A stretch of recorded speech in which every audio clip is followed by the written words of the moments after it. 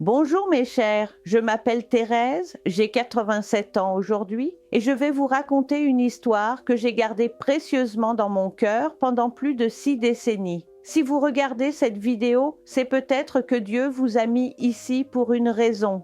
Avant de commencer, si vous le pouvez, cliquez sur le bouton « J'aime » et abonnez-vous à la chaîne. Dites-moi en commentaire d'où vous regardez. J'adore savoir que mes histoires touchent des gens du monde entier. C'était en 1960. J'avais à peine 22 ans. Nous vivions dans une petite ville de l'intérieur du Minas Gerais, un de ces endroits où tout le monde connaît tout le monde. Mon mari Auguste et moi, nous nous étions mariés très jeunes, comme c'était la coutume à l'époque. Nous avions déjà 3 jeunes enfants, Jean-Pierre 7 ans, Marianne 5 ans, et le petit dernier, Michel, à peine 2 ans. J'étais le genre de femme à me lever avant le lever du soleil pour tout préparer. Je lavais le linge au bord de la rivière avec les autres femmes du voisinage, je faisais du pain maison tous les matins, je m'occupais du potager derrière la maison. C'était une vie simple, mais nous étions heureux avec ce que nous avions. Notre maison n'était pas grande, mais elle était chaleureuse. 2 petits lits dans la chambre des enfants, une cuisine avec un poêle à bois où tout le monde se rassemblait les soirs d'hiver, et notre chambre à coucher avec une commode que j'avais reçue de ma mère quand je me suis mariée. Le sol était en terre battue, mais tous les samedis, je passais un mélange d'eau et d'argile rouge pour le rendre plus propre et solide. Les fenêtres n'avaient pas de vitres, seulement des volets en bois que nous fermions quand il pleuvait ou qu'il faisait très froid. Auguste travaillait à la scierie de la ville. Il quittait la maison avant même que le coq ne chante et rentrait au coucher du soleil. L'argent était rare, mais il n'y avait jamais de manque de nourriture sur la table, ni de vêtements propres à mettre. Ce n'était pas un homme de beaucoup de mots, ni de démonstrations d'affection, mais je savais qu'à sa manière, il m'aimait. C'était un après-midi de mars 1960. Il faisait une chaleur écrasante, ce genre de chaleur qui colle les vêtements à la peau. Quand j'ai reçu une lettre de ma tante généreuse. La lettre disait que ma cousine Inès était devenue veuve subitement. Son mari, qui travaillait dans le bâtiment, était tombé d'un échafaudage et était mort sur le coup. Elle s'était retrouvée seule avec un enfant de 3 ans, sans argent, sans travail et sans endroit où aller. Ma tante demandait si nous pouvions l'accueillir pendant quelques mois, le temps qu'elle réussisse à se relever. Quand Auguste est rentré du travail, je lui ai montré la lettre. Il l'a lue en silence, avec son air sérieux, et a simplement dit « Si c'est de la famille, nous devons aider ». Ce soir-là, j'ai écrit une lettre de réponse, disant qu'Inès serait la bienvenue chez nous aussi longtemps qu'elle en aurait besoin. 3 semaines plus tard, un jeudi, elle est arrivée. Je n'avais pas vu Inès depuis notre adolescence. Elle avait déménagé à la capitale lorsqu'elle s'est mariée, il y a presque 10 ans. Quand elle est descendue du bus en tenant la main de son petit garçon, je ne l'ai presque pas reconnue. Ce n'était plus cette petite fille maigre qui jouait avec moi à la poupée. C'était une femme accomplie avec des traits délicats malgré ses cernes profonds et un corps qui, bien que caché sous sa robe noire de deuil, attirait l'attention. « Cousine Thérèse » a-t-elle dit en me serrant dans ses bras, les larmes aux yeux. Je ne sais pas comment te remercier de m'accueillir. Nous avons préparé un coin pour elle et son fils dans la chambre des enfants. Ce n'était pas l'idéal, mais c'était ce que nous pouvions offrir. Les enfants étaient ravis de cette nouvelle et se sont vite liés d'amitié avec le cousin. Pendant les premiers jours, Inès parlait à peine. Elle restait des heures à regarder par la fenêtre, le regard perdu. Je comprenais son chagrin et essayais de lui laisser de l'espace, mais je l'invitais aussi à m'aider dans les tâches ménagères pour la distraire. Au fil des semaines, elle a commencé à sortir de cet état presque somnambulique. Elle a commencé à m'aider avec plaisir dans les activités domestiques, jouait avec les enfants et souriait même de temps en temps. Elle avait des mains habiles pour la couture et a commencé à faire de petites réparations pour quelques voisines, gagnant un peu d'argent. Peu à peu, cette femme triste a laissé place à une Inès ressemblant davantage à la cousine joyeuse que je connaissais dans mon enfance. Ce n'est que presque 2 mois après son arrivée que j'ai commencé à remarquer quelque chose d'étrange. Auguste, qui rentrait toujours épuisé du travail et ne disait presque rien pendant le dîner, a commencé à rentrer plus tôt à la maison. Soudain, il avait de l'énergie pour jouer avec les enfants et discuter pendant les repas. Il a même commencé à faire de petites réparations dans la maison que je lui demandais depuis des années. « C'est bien que tu sois plus heureux. lui ai-je dit un soir alors que nous nous préparions à aller dormir. C'est sûrement parce que je suis moins fatiguée, a-t-il répondu sans me regarder dans les yeux. Un dimanche, nous sommes tous allés à la messe, comme d'habitude. En rentrant à la maison, Inès a dit qu'elle avait mal à la tête et a préféré se reposer tandis que j'emmenais les enfants jouer au parc. Quand nous sommes revenus quelques heures plus tard, j'ai trouvé Auguste à la maison, ce qui était étrange, car il allait toujours au bar du coin avec ses amis le dimanche après-midi.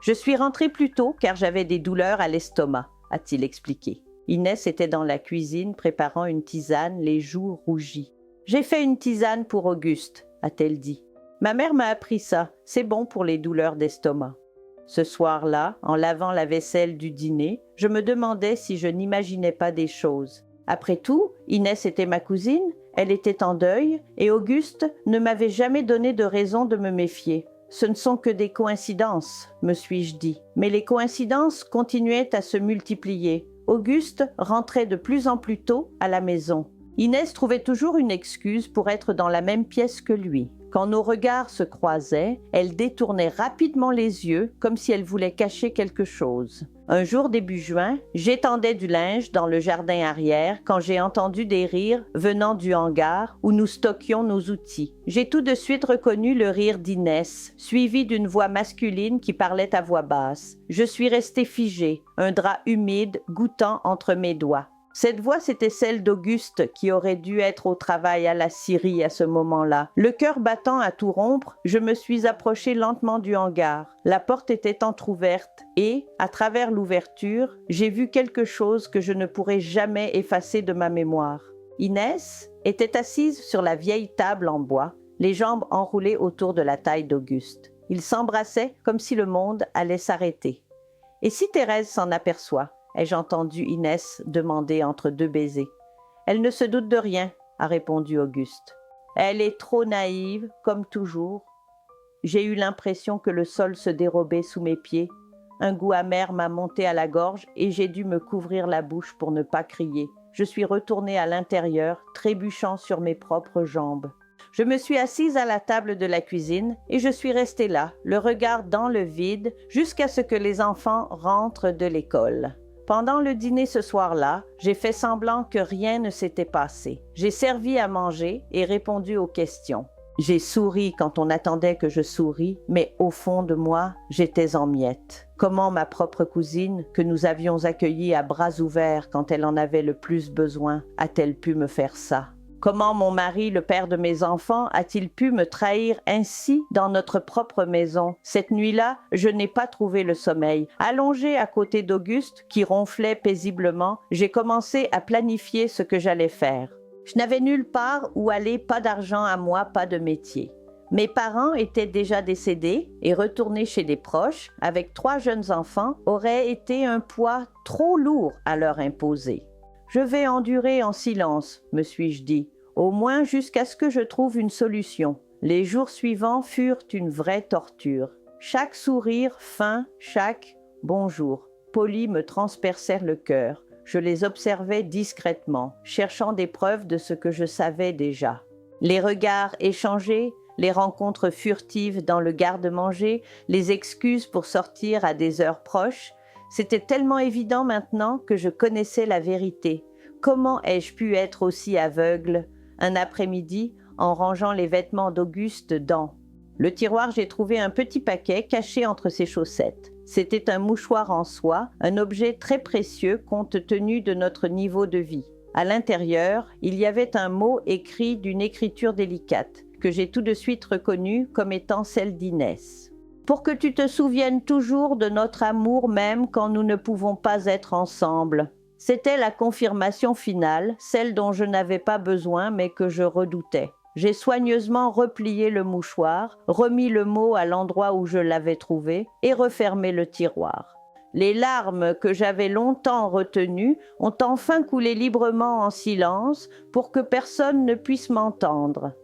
Michel, mon petit dernier, est entré dans la chambre à ma recherche et m'a vu pleurer. « Ma main est à Dodoï ?» a-t-il demandé avec ses yeux innocents. J'ai rapidement essuyé mes larmes et les pris dans mes bras. Non, mon chéri, maman pense juste à papy et mamie qui sont au ciel. À cet instant, en regardant mon petit garçon, j'ai pris une décision. Je ne pouvais plus vivre dans ce mensonge. Je devais les confronter, mais il me fallait être rusé. J'avais besoin d'un plan pour assurer ma sécurité et celle de mes enfants. J'ai passé le reste de la semaine à observer et à préparer ce plan. J'ai découvert qu'il se retrouvait toujours les mardis et jeudis. Lorsqu'Auguste quittait plus tôt le travail, prétextant à son patron qu'il devait emmener sa femme chez le médecin dans la ville voisine, Inès trouvait une excuse pour sortir, disant souvent qu'elle allait au marché ou qu'elle rendait visite à une nouvelle amie rencontrée à l'église. En réalité, il se trouvait dans une petite maison abandonnée à mi-chemin de la Syrie. Plus j'en découvrais, plus mon cœur se brisait. Ce n'était pas juste une aventure passagère, il faisait des projets pour l'avenir. J'ai entendu Inès dire que son fils avait besoin d'un père et Auguste répondre qu'il réfléchissait à des moyens de régler cela. Un frisson m'a parcouru l'échine en imaginant ce qu'il avait en tête. C'est alors que j'ai trouvé le billet dans la poche de son pantalon en le lavant. C'était comme si Dieu avait mis ce papier entre mes mains pour que je n'ai plus aucun doute sur ce que je devais faire. Le billet disait « Ah, j'ai une proposition pour résoudre notre situation. Retrouve-moi demain au même endroit. Je compte les minutes. » Et cette nuit-là de juin 1960, j'ai dormi avec ce billet caché sous mon oreiller. Peut-être que dormir n'est pas le bon mot, car je n'ai fait que me retourner dans mon lit, les yeux brûlants des larmes silencieusement versées. Au petit matin, j'ai pris ma décision. Le lendemain, lorsqu'Auguste sortirait pour aller travailler, je suivrais Inès jusqu'à ce rendez-vous. Il me fallait entendre de mes propres oreilles ce qu'il prévoyait. Le jour s'est levé sous une pluie fine et un ciel gris, comme si le temps tout entier partageait ma tristesse. J'ai préparé le petit déjeuner comme à mon habitude. J'ai mis les enfants plus âgés à l'école et laissé Michel chez la voisine, Madame Solange, en disant que je devais aller chez le médecin. Mon cœur battait si fort que je pensais que tout le voisinage pouvait l'entendre. Je me suis cachée derrière le magasin de Monsieur Juvenal, d'où je pouvais observer notre maison sans être vue. J'ai attendu presque 2 heures jusqu'à ce que je voie Inès sortir, tout apprêtée, dans une robe que je lui avais moi-même offerte. Elle ne portait plus ses vêtements noirs de deuil. Je gardais mes distances. Elle marchait vite, regardant sans cesse autour d'elle, comme si elle craignait d'être découverte. Après une vingtaine de minutes, nous sommes arrivés près d'une petite maison abandonnée située sur un terrain isolé proche de la Syrie. Inès est entrée dans la maison. Je me suis accroupie derrière des buissons et j'ai attendu. Rapidement, Auguste est apparu, regardant autour de lui avant d'entrer. Je me suis lentement approchée de la fenêtre arrière, qui était cassée et masquée seulement par un morceau de tissu. À travers une petite fissure, je pouvais voir et entendre tout. « Tu es en retard », dit Inès en l'embrassant. J'ai dû inventer une excuse pour le patron. « Et toi? Personne ne se doute de rien, Thérèse. Elle est si innocente qu'elle croit tout ce que je dis. » Ces paroles m'ont frappé comme un coup de poignard alors que je fournissais toit et nourriture à elle et à son fils et qu'il se moquait de ma confiance. « Alors, quelle est cette proposition que tu as ?» demanda Auguste en s'asseyant sur une vieille caisse. Et Ney s'approcha de lui avec un sourire qu'il n'avait jamais vu sur son visage. « J'ai beaucoup réfléchi, Auguste. Nous ne pouvons pas continuer ainsi pour toujours, cachés. Je veux une vraie vie avec toi. » Elle prit ses mains dans les siennes. « Mon cousin à São Paulo a trouvé un emploi pour toi dans l'usine où il travaille. Le salaire est 3 fois plus élevé que ce que tu gagnes ici. » Je vis le visage d'Auguste s'illuminer d'une certaine avidité. L'argent a toujours été quelque chose qui le fascinait. Et que ferions-nous? Partir simplement? Inès secoua la tête. « Nous ne pouvons pas simplement disparaître. Les gens viendraient nous chercher. Ce serait un scandale. Nous avons besoin d'une histoire crédible. » « Quelle histoire? Tu dois faire partir Thérèse. » Je sentis mon corps se figer en entendant ces mots. « Comment ça? Tu inventes que tu as découvert qu'elle t'a trahi. Personne ne remettrait en question un homme qui expulse sa femme infidèle de chez lui. C'est ton droit, diraient tous. » Auguste avait l'air pensif. « Mais qui croirait que Thérèse m'a trahi? Elle sort à peine de la maison. » Et Ney sourit d'un air qui me donna des frissons. « J'y ai aussi pensé. Tu te souviens de Jojo, l'assistant du pharmacien, ce jeune homme qui la regarde toujours quand nous allons à la messe? Nous pouvons semer des preuves, une note peut-être, et je peux répandre quelques rumeurs en ville. Et les enfants, Jean-Pierre et Marianne, tu peux les envoyer chez ta mère pour qu'elle les élève, au moins pour un temps. Elle demande toujours à passer des saisons avec eux. Le petit a encore besoin de soins, donc il devrait rester avec Thérèse. Mon cœur s'arrêta en entendant cela. Il voulait me séparer de mes enfants, détruire complètement ma famille. Après que la poussière soit retombée, continua Inès, tu diras que tu as besoin de quelqu'un pour t'occuper des enfants. Je me propose d'aider en tant que bonne cousine. Avec le temps, naturellement, nous finirons par nous rapprocher. C'était un plan cruel et calculé. Ce n'était pas une simple faiblesse passagère, c'était une conspiration pour détruire ma vie. Ça ne semble pas juste, Inès, dit Auguste, à ma grande surprise. Thérèse ne m'a jamais fait de mal. Inès s'éloigna, irritée. Ne viens pas me parler de scrupules maintenant. Auguste, tu n'as pas cru que tu avais raison quand tu m'as emmené dans ce baraquement la première semaine où je suis arrivée, ou quand tu m'as promis que tu trouverais un moyen pour qu'on soit ensemble. Chaque mot m'a blessée comme une lame. La première semaine, pendant que je préparais le lit pour qu'elle dorme, que je cuisinais ses repas et consolais son fils, il me trahissait déjà. Et il y a une autre chose que tu dois savoir, dit Inès en changeant de ton. Quelque chose de plus doux, presque vulnérable. J'attends un enfant de toi. Je vis le visage d'Auguste pâlir. Tu es sûre? Absolument. J'ai presque 2 mois de retard. Ça va bientôt se voir. Auguste passa ses mains dans ses cheveux visiblement troublés. Ça change tout? Oui, ça change tout. C'est pour ça qu'il faut agir vite. Je ne peux pas élever un autre enfant seul, Auguste, et je ne veux pas que cet enfant naisse dans le secret, comme si c'était une honte. D'accord, il acquiesça finalement. Faisons comme tu le dis. Dimanche, après la messe, je vais confronter Thérèse. Je dirai que je sais tout sur elle et le jeune de la pharmacie. Parfait. Et souviens-toi de le faire devant les voisins, pour que tout le monde entende. Plus il y a de témoins, mieux c'est pour toi. Ils scellèrent l'accord par un baiser passionné. Je ne pouvais plus regarder. Je m'éloignais en silence, les jambes tremblantes, trébuchant sur le chemin du retour. Je courus chez Madame Solange pour chercher Michel, la remercier rapidement, puis rentrai chez moi. Je m'assis à la table de la cuisine, mon petit garçon jouant par terre à mes pieds et sanglotait comme jamais auparavant. Ce n'était pas seulement des larmes de tristesse, mais aussi de colère, d'indignation. Comment ont-ils pu planifier quelque chose d'aussi terrible? Comment ont-ils pu conspirer pour me séparer de mes enfants, pour détruire ma réputation, pour me laisser sans rien? Pendant que les larmes coulaient, une certitude grandissait en moi. Je ne serais pas la victime de ce plan monstrueux. Je ne laisserai personne m'arracher mes enfants. Je ne permettrai pas qu'on salisse mon nom dans la ville où tout le monde me connaît depuis l'enfance. J'essuyais mes larmes du bout du tablier quand j'entendis des pas approcher de la porte. C'était Inès revenant de la rencontre avec un sourire sur le visage qui se transforma aussitôt en une fausse inquiétude en me voyant les yeux rouges. « Oh Thérèse, que s'est-il passé? Ça va ?»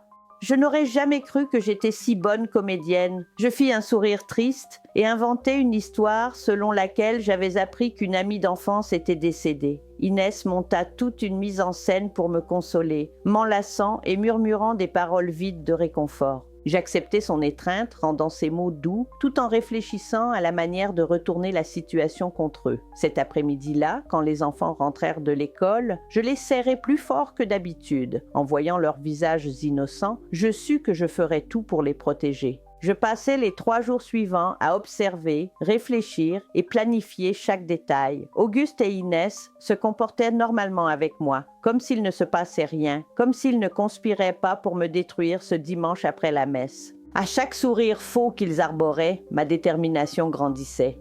Ce vendredi après-midi, alors qu'Auguste était au travail et qu'Inès était sortie chercher de l'eau au puits, je commençais à fouiller dans ses affaires. Je savais que ce n'était pas juste, mais j'avais besoin de plus d'informations. Sous le matelas où elle dormait, je trouvais une boîte à chaussures remplie de lettres. La plupart venaient d'amis et de membres de la famille, exprimant leurs condoléances après la mort de son mari. Mais au fond, Un paquet ficelé avec une corde attira mon attention. C'étaient des lettres d'amour. Je reconnus l'écriture de Auguste, même s'il ne m'avait jamais écrit quoi que ce soit de ce genre. Les lettres les plus anciennes dataient d'il y a presque 10 ans, bien avant qu'Inès ne se marie. Ma tête tourna à cette découverte.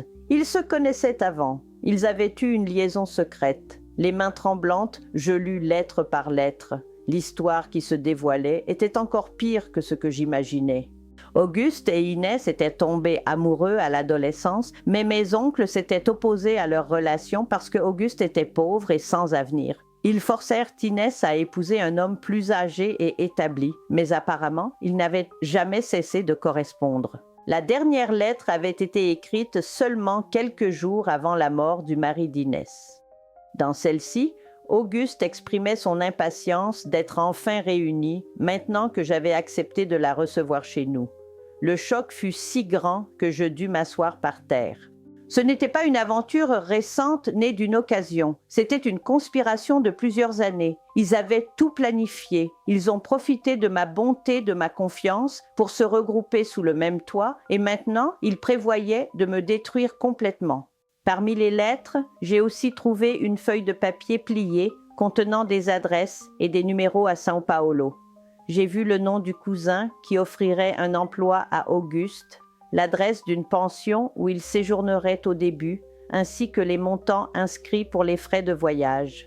Le plan était plus avancé que je ne l'imaginais. J'ai entendu le seau d'eau heurter le sol à l'extérieur, signe qu'Inès était de retour. Rapidement, j'ai remis tout en place, sauf une des lettres les plus compromettantes que j'ai cachées dans la poche de ma robe. Ce soir-là, j'ai servi le dîner comme si de rien n'était. J'ai observé Auguste et Inès échanger des regards quand ils croyaient que je ne les voyais pas. J'ai entendu leurs rires forcés, leurs conversations artificielles. Chaque mot faux était comme un petit coup, mais je ne ressentais plus la même douleur. À la place, une détermination froide et calculatrice grandissait. Samedi, Auguste n'a travaillé qu'une demi-journée, comme d'habitude. À son retour, il a dit qu'il devait aller dans la ville voisine régler une affaire pour son patron. Encore un mensonge. Il préparait probablement les derniers détails de leur plan. « Tu reviens pour le dîner ?» ai-je demandé d'une voix aussi douce que possible. Probablement pas. Le patron m'a demandé de rester pour un document important. Je ne reviendrai peut-être que demain matin, juste à temps pour la messe. Tout va bien, mon chéri. Fais attention sur la route. Je l'ai embrassé sur la joue et lui ai fait signe en quittant. C'était la première fois depuis des jours que mon sourire était sincère, mais pas pour la raison qu'il croyait. Dès qu'il a disparu au coin de la rue, je suis retournée à l'intérieur pour mettre mon plan en marche. J'ai appelé Jean-Pierre, mon fils aîné, et je lui ai demandé de courir chercher Antonio, le propriétaire du seul téléphone du quartier. C'était urgent, ai-je expliqué. Quand Antonio est arrivé, j'ai demandé à utiliser son téléphone pour passer un appel interurbain urgent. C'était un service coûteux, mais j'ai précisé que c'était une question de vie ou de mort. Bien sûr, Madame Thérèse, vous avez toujours aidé tout le monde ici. Vous pouvez utiliser le téléphone autant que vous voulez. Chez Antonio, les mains tremblantes, j'ai composé le numéro de mon oncle Oswald, le frère de mon défunt père, qui vivait dans la capitale. Quand j'ai entendu sa voix au bout du fil, les larmes que j'avais tant tenté de retenir ont enfin coulé. Mon oncle Oswald a dit, la voix serrée, « J'ai besoin de votre aide. » Mon oncle Oswald a toujours été un homme de peu de mots, mais d'une grande action. Lorsque j'ai fini de raconter toute l'histoire, un silence de l'autre côté de la ligne m'a glacé le sang. J'ai pensé qu'il ne me croirait peut-être pas, qu'il pencherait pour une exagération ou que j'inventais des choses. Thérèse, il a enfin parlé avec cette voix grave qui me rappelait tant mon père. « Prends les enfants et sois prête demain à midi. Je vais envoyer mon chauffeur vous chercher. » Mais oncle, c'est dimanche, la messe se termine à 11h, Auguste sera à la maison. Ne t'inquiète pas pour ça, sois simplement prête avec les enfants et le minimum de choses possibles. Un change pour chacun, des documents et rien de plus. Compris? Oui, oncle, j'ai compris. Et Thérèse ne dit rien à personne, absolument personne. En rentrant chez moi, ma tête bouillonnait de tant de pensées. Comment sortirais-je avec 3 enfants sans que Inès ne s'en rende compte? comment rassembler nos documents sans éveiller le moindre soupçon. Et le plus important, comment affronter le dimanche en sachant qu'Auguste prévoyait de me ridiculiser publiquement après la messe.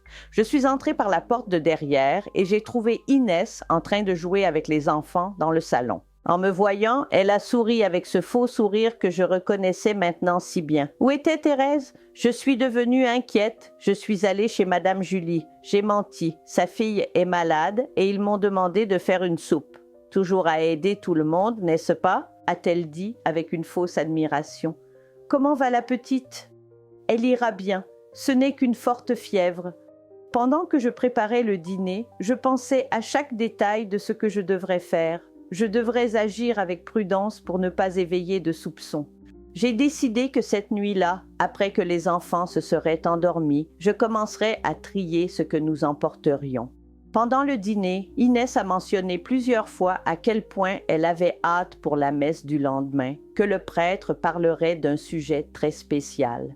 Maintenant, je comprenais pourquoi elle était si anxieuse. Ce n'était pas à cause de l'homélie du prêtre, mais à cause du spectacle qu'Auguste prévoyait de donner en sortant, m'accusant de trahison devant toute la communauté. « Dommage que tu ne reviennes pas à temps pour qu'on aille ensemble à la messe, » a-t-elle dit, faisant référence à Auguste. « Oui, c'est dommage, » ai-je répondu, en lui servant un peu plus de riz dans son assiette. Mais il a dit qu'il arriverait à temps pour assister à la célébration.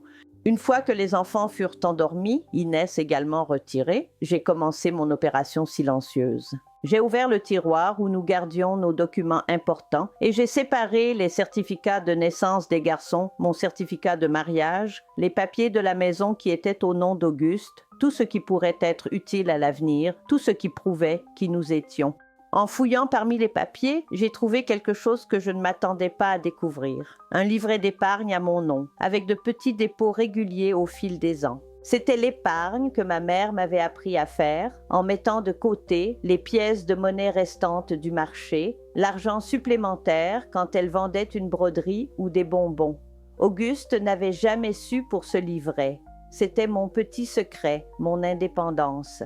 Au fond du tiroir, sous une doublure en tissu que j'avais moi-même cousue, j'ai trouvé une autre surprise. La broche en or que ma grand-mère m'avait donnée pour mes 15 ans. C'était le seul bijou de valeur que je possédais et Auguste ne cessait de dire que je devrais la vendre pour aider aux dépenses de la maison. Je trouvais toujours une excuse pour ne pas le faire et, avec le temps, il avait oublié l'existence de cette broche. Cette découverte m'a donné une idée. Je suis allée dans la chambre où Inès dormait avec les enfants et me déplaçant avec la prudence de quelqu'un qui marche sur un terrain miné, j'ai délicatement ouvert sa valise. Au fond, entre quelques vêtements pliés, j'ai trouvé une petite boîte en bois.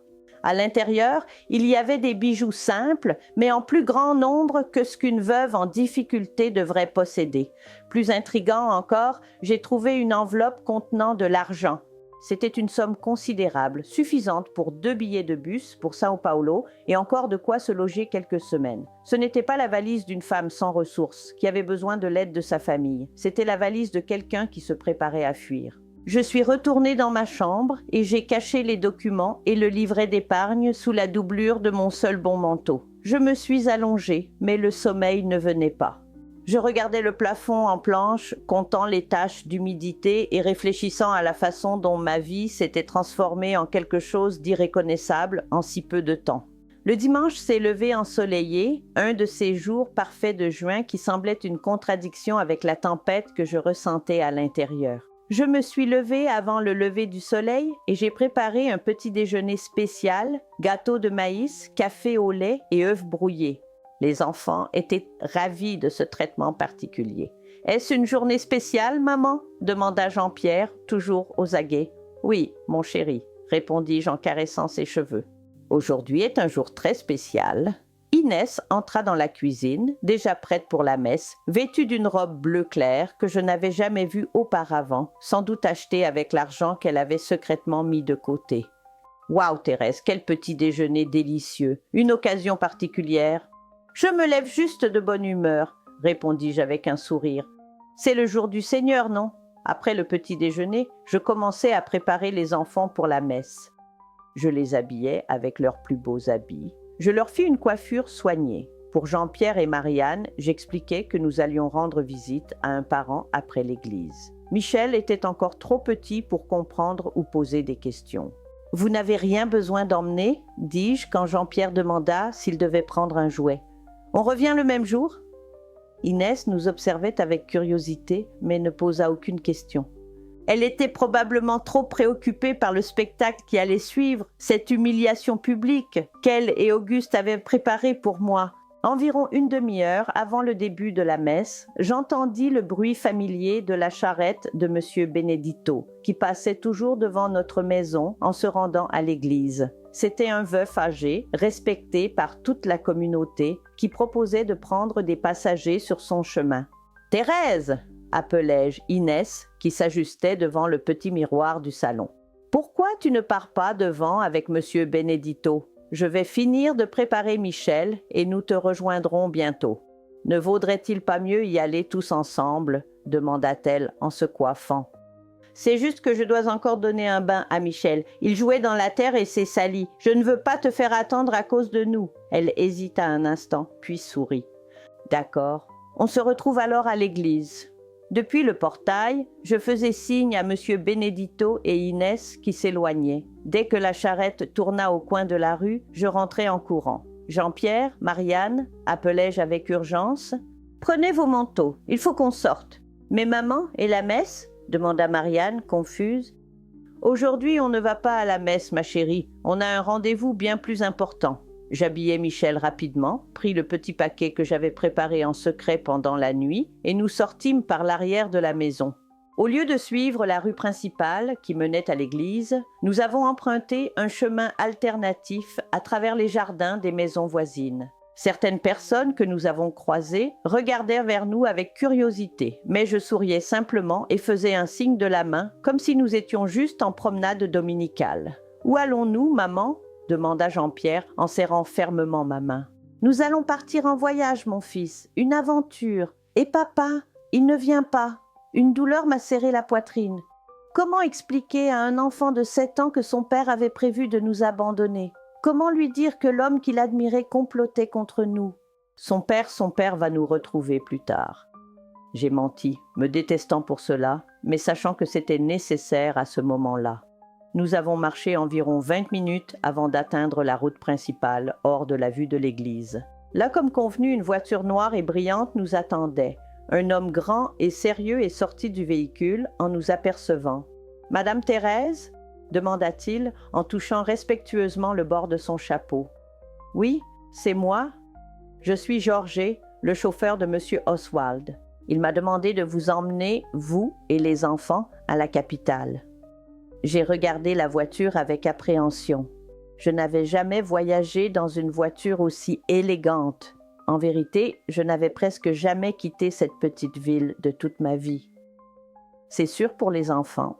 ai-je demandé en serrant Michel contre ma poitrine. « Parfaitement sûr, madame. J'ai même un siège spécial pour le petit. Avec soin, il a aidé à installer les enfants sur la banquette arrière. » Jean-Pierre et Marianne étaient ravis de l'intérieur de la voiture, caressant le cuir des sièges avec admiration. Michel, encore somnolent, s'est blotti dans le siège spécial sans protester. Avant d'entrer dans le véhicule, j'ai jeté un dernier regard en arrière vers notre maison, vers l'église où, à cet instant, Inès regardait probablement la porte à chaque instant, attendant mon retour. J'ai pensé à Auguste qui devait arriver en ville à ce même moment, prêt à jouer la mauvaise farce qui détruirait ma réputation. « Êtes-vous prête ?» demanda doucement Georget. J'ai pris une profonde inspiration, essuyé une larme qui refusait de partir et suis montée dans la voiture. « Oui, je suis prête. » Pendant les premières heures du voyage, les enfants alternaient entre l'excitation d'être dans une vraie voiture et la somnolence provoquée par le balancement de la route. Je regardais le paysage défiler par la fenêtre, les plantations de café, les prairies avec du bétail, les petites villes qui apparaissaient et disparaissaient rapidement. Chaque kilomètre nous éloignait de la vie que nous connaissions, de la trahison qui avait détruit notre foyer. « Combien de temps allons-nous voyager ?» demanda Marianne, après s'être réveillée d'un petit somme. « Quelques heures, ma chérie. La maison de tonton Oswald est loin d'ici. On va vivre avec lui ? demanda Jean-Pierre. Pour l'instant, oui, jusqu'à ce que nous trouvions notre propre maison. Et quand allons-nous rentrer à la maison? Insista Marianne. Je sentis un nœud se former dans ma gorge. Comment expliquer que nous ne reviendrions jamais? Que la maison qu'ils connaissaient comme foyer n'existait plus pour nous? Je ne sais pas, ma fille, cela pourrait prendre un certain temps. Le reste du voyage se déroula dans un silence relatif. Les enfants, fatigués, finirent par s'endormir à nouveau. Je restais éveillée, vigilante, comme si je craignais qu'à tout moment, Auguste ne surgisse au milieu de la route pour nous arrêter. Lorsque nous arrivâmes enfin à la capitale, il faisait déjà nuit. Les lumières de la grande ville, les hauts bâtiments, le mouvement des gens et des véhicules, tout cela me paraissait sorti d'un autre monde, moi qui étais habituée au calme de la campagne. La maison de mon oncle Oswald était une véritable demeure par rapport à notre humble logement. Elle se trouvait dans un quartier chic, avec un jardin bien entretenu et une haute clôture qui protégeait la propriété des regards des passants. Lorsque la voiture s'arrêta devant le portail, mon oncle nous attendait déjà à l'entrée. Grand, avec des cheveux gris et une posture droite, il semblait encore plus imposant que je ne me le souvenais. « Teresa » dit-il en ouvrant la porte de la voiture pour moi. Pas d'étreinte, pas de caresse. Mon oncle n'a jamais été un homme d'affection physique, mais il y avait quelque chose dans ses yeux, un mélange de compassion et d'indignation qui en disait plus que des paroles. « Merci de nous accueillir, tonton. Cette maison sera toujours la vôtre aussi, Thérèse. Votre père, mon frère, aurait voulu que je prenne soin de vous en ce moment. » Les enfants, réveillés par le mouvement, regardaient autour d'eux avec des yeux écarquillés d'émerveillement. « Cette maison est à vous, tonton ?» demanda Jean-Pierre avec admiration. Mon oncle se permit un sourire rare. « Oui, petit gars. Et maintenant, c'est aussi votre maison, pour le temps qu'il vous faudra. » Une gouvernante d'âge moyen nous conduisit vers les chambres préparées pour nous.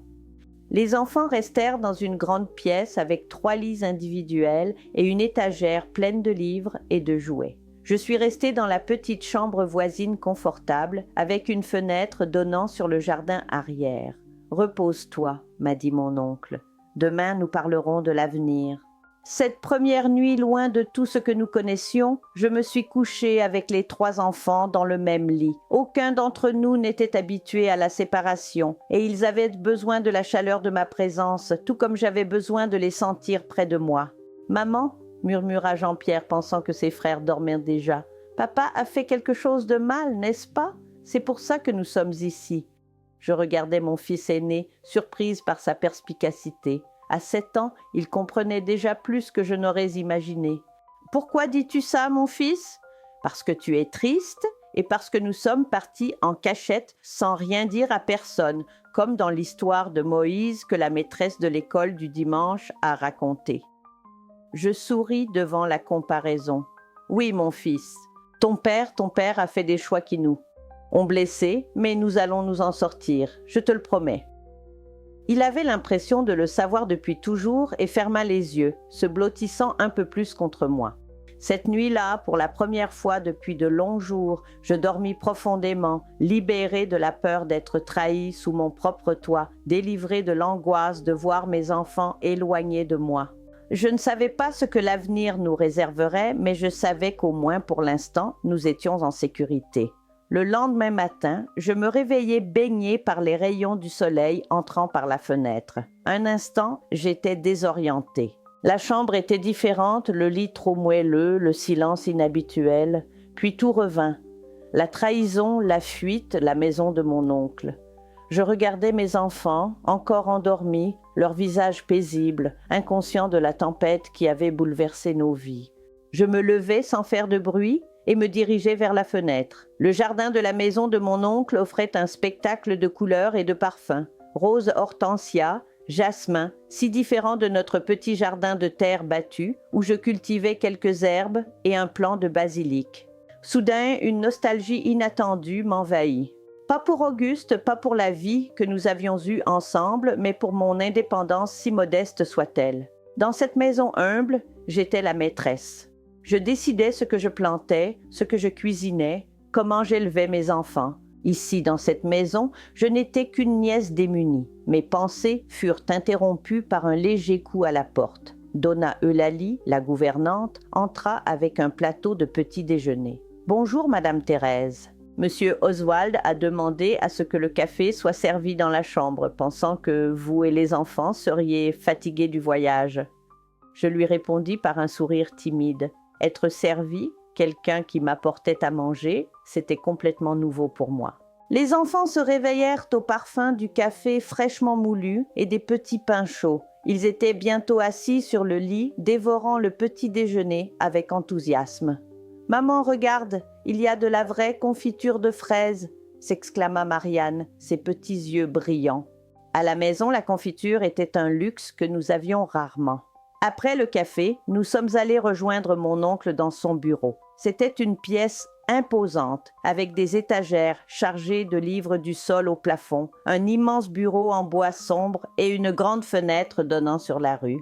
Il était assis derrière le bureau, en train de lire quelques documents. « Asseyez-vous, » dit-il en désignant les chaises devant nous. « Teresa, nous devons parler de ce qui s'est passé et de ce que nous allons faire maintenant. » Les enfants furent emmenés par Donna Eulalie pour découvrir le jardin pendant que nous parlions. Je m'installai devant mon oncle, les mains légèrement tremblantes. « Tout d'abord, commença-t-il, je veux que vous sachiez que j'ai pris certaines dispositions dès hier, dès que vous m'avez appelé. J'ai envoyé un télégramme au commissaire de votre ville, qui est un vieil ami. J'ai expliqué la situation et lui ai demandé de garder un œil sur Auguste et sur cette femme. « Pensez-vous qu'ils viendront nous chercher ?» demandai-je, un frisson parcourant mon dos. « Non, je ne crois pas. » D'après ce que vous m'avez dit, ils avaient d'autres plans. Ils ont probablement déjà constaté que vous avez découvert la vérité et sont partis pour São Paulo comme prévu, mais il faut que nous soyons prêts à toute éventualité.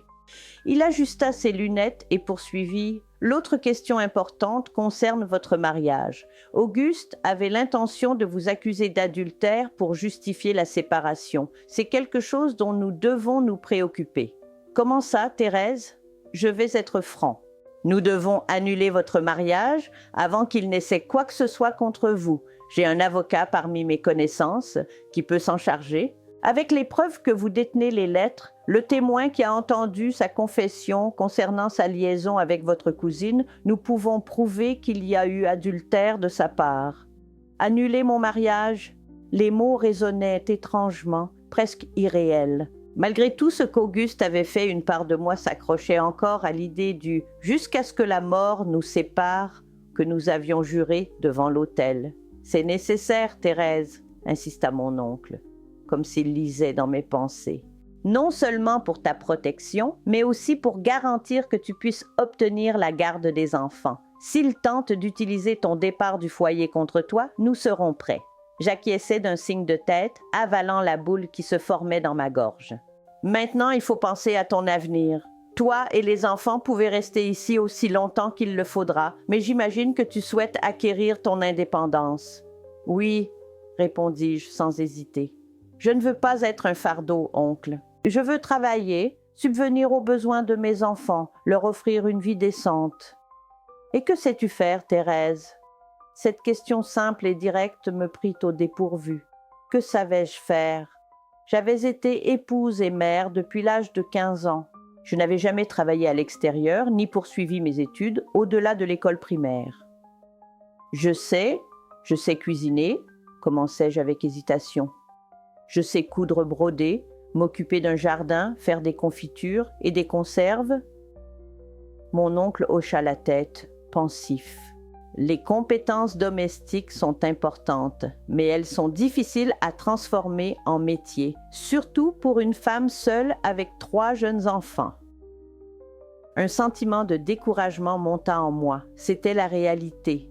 Que pourrais-je faire pour subvenir aux besoins de ma famille dans une grande ville? Mais il y a une possibilité, il poursuivit. Ma femme, ta tante Céleste, tient une petite boutique d'articles pour la maison au centre-ville. Elle se plaint toujours de ne pas trouver d'employés fiables. Tu pourrais commencer à y travailler, apprendre le métier. « Une boutique ?» demandai-je surprise. L'idée de travailler dans un commerce, de gérer les clients, de manipuler de l'argent me faisait un peu peur, moi qui sortais à peine de chez moi.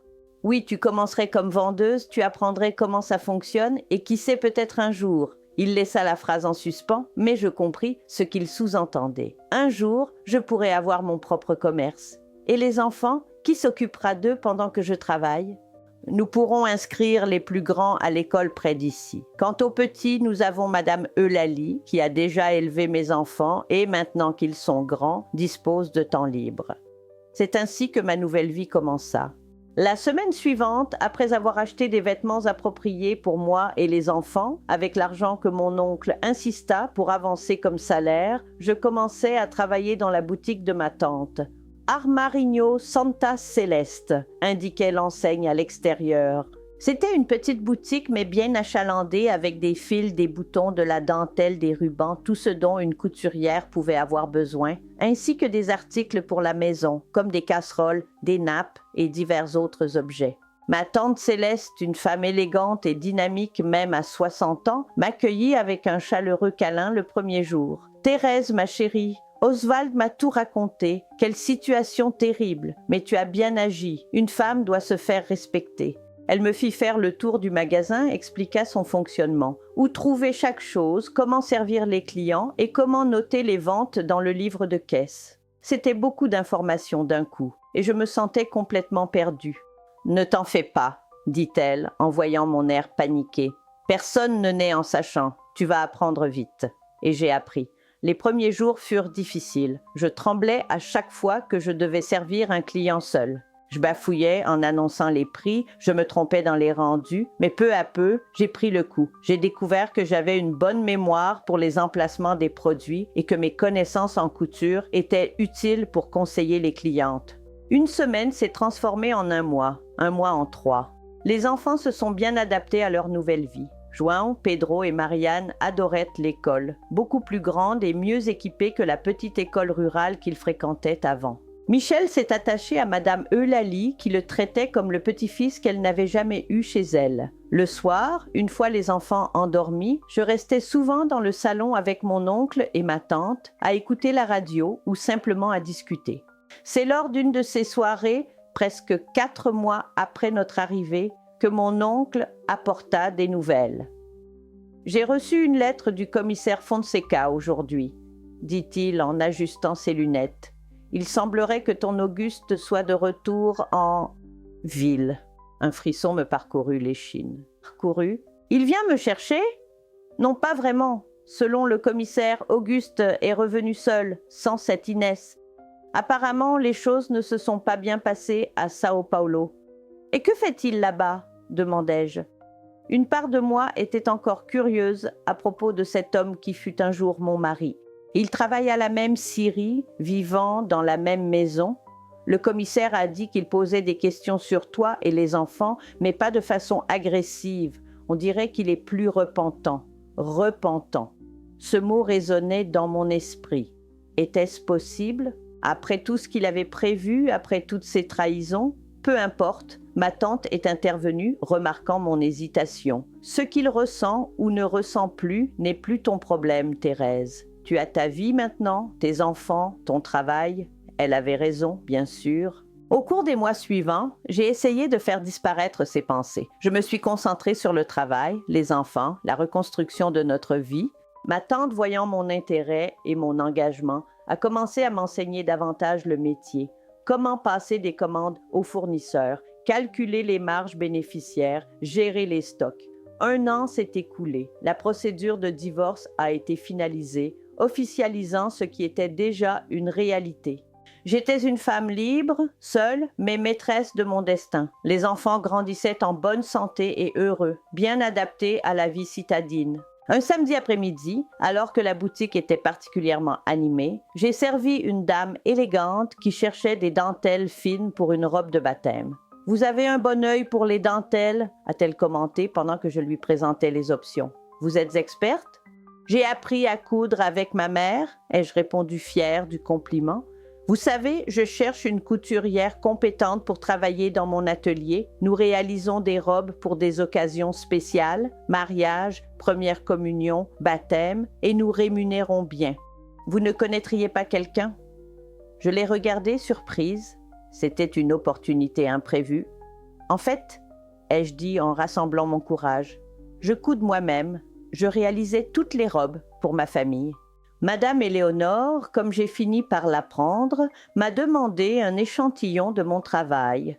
J'ai passé tout le dimanche à coudre un petit ensemble de baptême avec les plus belles dentelles que ma tante a accepté de me laisser emmener chez moi. Lorsque je lui ai remis la pièce lundi, Madame Éléonore était impressionnée. « Votre point est impeccable. Et cette finition, quand pouvez-vous commencer ?» C'est ainsi que, en plus de travailler dans la boutique de ma tante le jour, j'ai commencé à coudre pour l'atelier de Madame Éléonore le soir et les week-ends. Le travail était exigeant, mais gratifiant. Avec cet argent supplémentaire, j'ai pu louer un petit appartement pour moi et mes enfants. 2 chambres, un salon, une cuisine et une salle de bain. C'était simple, mais c'était notre chez nous. L'indépendance acquise durant ces 2 années a été un véritable baume pour les blessures laissées par la trahison. Je n'avais plus besoin de dépendre de la charité de mes oncles, même s'ils continuaient d'être un soutien fondamental. Les enfants allaient bien. J'avais mon travail, ma maison, ma dignité. C'est alors que tout semblait enfin s'être stabilisé que la vie a apporté un nouveau rebondissement. Un dimanche de mars 1963, presque 3 ans après notre fuite, nous rentrions de la messe quand je remarquai un homme arrêté au coin de la rue, nous fixant intensément. Même à distance, je l'ai reconnu immédiatement. C'était Auguste. Instinctivement, j'ai rapproché les enfants de moi. Jean-Pierre, désormais âgé de 10 ans, reconnut son père sur le champ. « Papa », murmura-t-il incertain. Auguste s'est approché lentement, comme s'il redoutait notre réaction. Il avait vieilli au-delà de ses années, était plus maigre, avec de profondes rides marquant son visage. Il s'est arrêté à quelques pas de nous, n'osant pas s'avancer davantage. « Teresa, dit-il d'une voix tremblante, puis-je te parler ?» Je regardais mes enfants. Marianne avait l'air confuse. Michel ne le reconnaissait clairement pas. « Les enfants, allez devant à la maison !» dis-je en tendant la clé à Jean-Pierre. « Il suffit de traverser la rue et de monter. J'arrive tout de suite. »« Mais maman !» Jean-Pierre commença à protester. « Ça ira, je les rassurai. J'ai besoin de parler à votre père. » Quand les enfants se furent éloignés, je me tournai vers Auguste, croisant les bras de manière défensive. « Comment m'as-tu retrouvé ?»« Ce n'était pas facile, » répondit-il en se passant la main dans les cheveux grisonnants. Je suis allé dans plusieurs églises de la région tous les dimanches. Je savais que tu ne cesserais jamais d'aller à la messe. « Que veux-tu, Auguste ?» demandai-je, maintenant la voix ferme, malgré le tumulte d'émotions en moi. « Je veux demander pardon, » dit-il me regardant directement dans les yeux. « Je sais que je ne le mérite pas, que ce que j'ai fait est impardonnable. Mais impardonnable est un euphémisme ?» Je l'ai interrompu, ressentant la colère que je pensais avoir surmontée ressurgir. Toi et Inès avez planifié de détruire ma vie, de me séparer de mes enfants, de salir mon nom. Cela va au-delà d'une simple trahison. Je sais, admit-il, baissant la tête. Il n'y a pas d'excuse pour ce que nous avons fait, mais j'ai besoin que tu saches ce qui s'est passé ensuite. J'étais sur le point de dire que cela ne m'intéressait pas, qu'il pouvait garder ses explications pour lui, quand quelque chose en moi, peut-être la curiosité, ou simplement le désir de clore ce chapitre de ma vie, me poussa à demander « Que s'est-il passé avec Inès ?» Auguste me regarda avec des yeux fatigués comme s'il portait un poids énorme. Un instant, j'ai eu cette étrange impression d'être face à un inconnu, non pas à l'homme avec qui j'ai partagé 7 ans de ma vie. Inès n'était pas enceinte, dit-il finalement. C'était encore un mensonge de sa part pour me mettre la pression. Quand nous sommes arrivés à São Paulo, les choses ne se sont pas passées comme prévu. Le travail que son cousin m'avait promis n'existait pas. En réalité, il ne nous a même pas vraiment accueillis, agacé par notre arrivée inattendue. Il fit une pause, passant sa main sur son visage fatigué. Je restai silencieux, attendant qu'il continue. Nous avons séjourné dans une pension bon marché. L'argent que nous avions, qu'elle avait secrètement économisé, a disparu en quelques semaines. J'ai commencé à travailler comme manœuvre sur un chantier, gagnant une misère. Inès restait toute la journée à la pension, se plaignant de tout, exigeant une vie meilleure. Quand j'ai parlé de cette grossesse, elle a admis qu'elle avait tout inventé. Une partie de moi ressentait une satisfaction amère en entendant cette histoire. C'était comme si le destin se chargeait de nous punir tous les deux pour moi. Que s'est-il passé ensuite ? Un jour, je suis rentrée du travail et elle avait disparu. Elle avait pris le peu d'argent que j'avais réussi à rassembler, quelques affaires que nous avions apportées de chez nous et s'était évaporée. Il ne restait qu'un mot, disant que j'étais un raté et qu'elle méritait mieux dans la vie. J'ai dû contenir un rire ironique. Inès, qui s'était montrée si souffrante à son arrivée chez moi, avait toujours été animée par l'ambition. Je me suis retrouvée seule, endettée, dans une ville que je ne connaissais pas. J'ai travaillé dans tous les petits boulots qui se présentaient. Manutentionnaire au marché municipal, agent d'entretien, veilleur de nuit. Pendant des mois, j'ai vécu dans des refuges pour sans-abri, partageant de minuscules chambres avec des inconnus. C'était comme vivre en enfer. « Et pourquoi es-tu revenue en ville après tout ce temps ?» ai-je demandé, tout en gardant une distance émotionnelle. « Je suis revenue il y a presque 2 ans, avoua-t-il. Après avoir économisé suffisamment d'argent pour le billet, la honte m'a empêché de te chercher avant. De plus, le commissaire Fonseca m'a informé que tu allais bien, que tu recommençais ta vie et qu'il valait mieux que je ne me mêle pas de tout ça. Et comment as-tu su que nous étions dans la capitale ? Quand je suis revenue, j'ai découvert que tu avais fui dimanche, précisément quand nous avions prévu, juste au moment où Inès envisageait de me forcer à lui faire face. Il se corrigea rapidement. Les gens de la ville spéculaient sur le fait que tu étais allé chez des proches dans la capitale. J'ai mis des mois à rassembler le courage de venir te voir.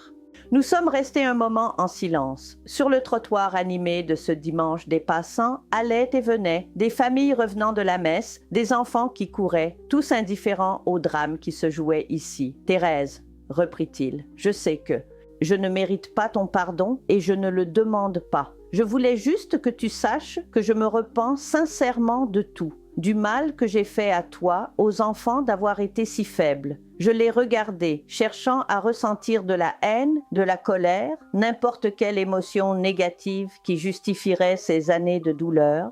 Mais ce que j'ai ressenti, c'était simplement une immense indifférence. Auguste ne représentait plus rien pour moi, ni haine, ni amour. C'était juste un chapitre fermé de ma vie.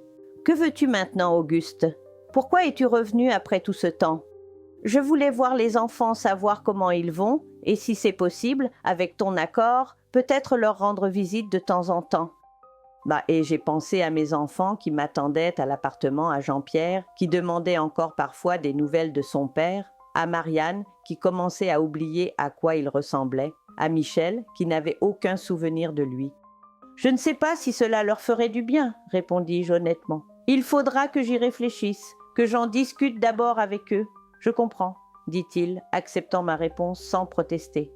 « Puis-je au moins savoir comment ils vont? Que font-ils » Quelque chose dans l'humilité de sa demande m'a touchée. Malgré tout, c'était le père de mes enfants. « Ils vont bien. Jean-Pierre a maintenant 10 ans. C'est un des meilleurs élèves de sa classe. Il veut devenir médecin. Marianne a 8 ans. Elle est très artistique, adore dessiner et chanter. Et Michel a 5 ans. Il a commencé la maternelle cette année. J'ai vu une larme dans ses yeux quand j'ai parlé des rêves de Jean-Pierre. « Et toi ?» demanda-t-il. « Comment as-tu vécu ta vie ?» J'hésitai un instant, puis décidai qu'il n'y avait pas de mal à raconter. Peut-être même était-il bon qu'il sache que j'avais réussi à reconstruire ma vie sans lui. Je travaille dans la boutique de ma tante Céleste. Je coude aussi pour un atelier de robes de soirée. J'ai mon propre appartement, petit, mais c'est le nôtre. Les enfants sont dans de bonnes écoles. Nous allons bien. Je suis heureux d'entendre ça, dit-il sincèrement.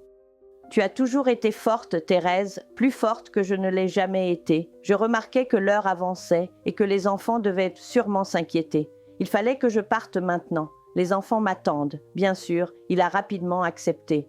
Puis-je vous laisser mon adresse au cas où vous décideriez que je peux voir les enfants un jour? Il m'a remis un morceau de papier avec une adresse à Mouka, un quartier populaire de la ville. Je vais y réfléchir, ai-je promis, rangeant le papier dans mon sac. Au revoir, Auguste. Au revoir, Thérèse. Et merci de m'avoir écoutée. Je me suis tournée et suis partie vers mon immeuble, ressentant un étrange soulagement, comme si un poids s'était envolé de mes épaules. Cette rencontre inattendue avait apporté une clôture dont je ne savais pas que j'avais besoin. Quand je suis arrivée à l'appartement, les enfants étaient impatients, surtout Jean-Pierre. « C'était vraiment papa ?» a-t-il demandé dès que j'ai fermé la porte. « Oui, ai-je répondu honnêtement. C'était bien leur père. Il va revenir vivre avec nous? A demandé Marianne, ses petits yeux curieux. Non, ma chérie, ton père et moi ne sommes plus ensemble, tu le sais, mais nous pouvons le revoir, a insisté Jean-Pierre. Peut-être. On en parlera un autre jour, d'accord? Maintenant, allons déjeuner. Les jours suivants, j'ai beaucoup repensé à ma rencontre avec Auguste. J'en ai parlé à ma tante Céleste qui a été catégorique. Il ne mérite même pas de revoir ses enfants après ce qu'il a fait. Mais j'ai aussi consulté mon oncle Oswald, toujours plus pondéré. C'est une décision difficile, Thérèse. D'un côté, c'est leur père.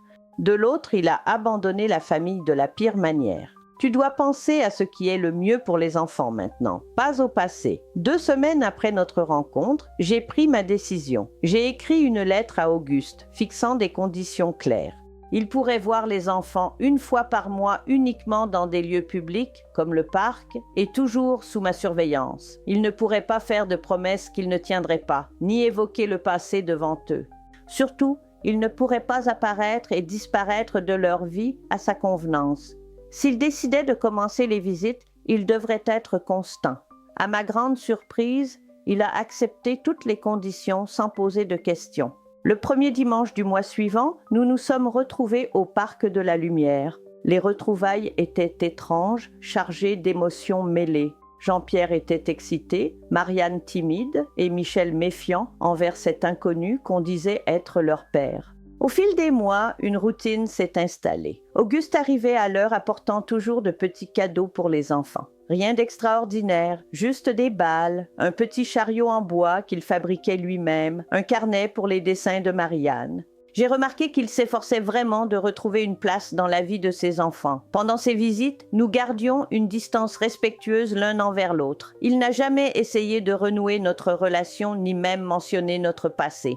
Parfois, lorsque les enfants s'amusaient à jouer, nous parlions de sujets neutres, le temps, les nouvelles de la ville, les progrès des enfants à l'école.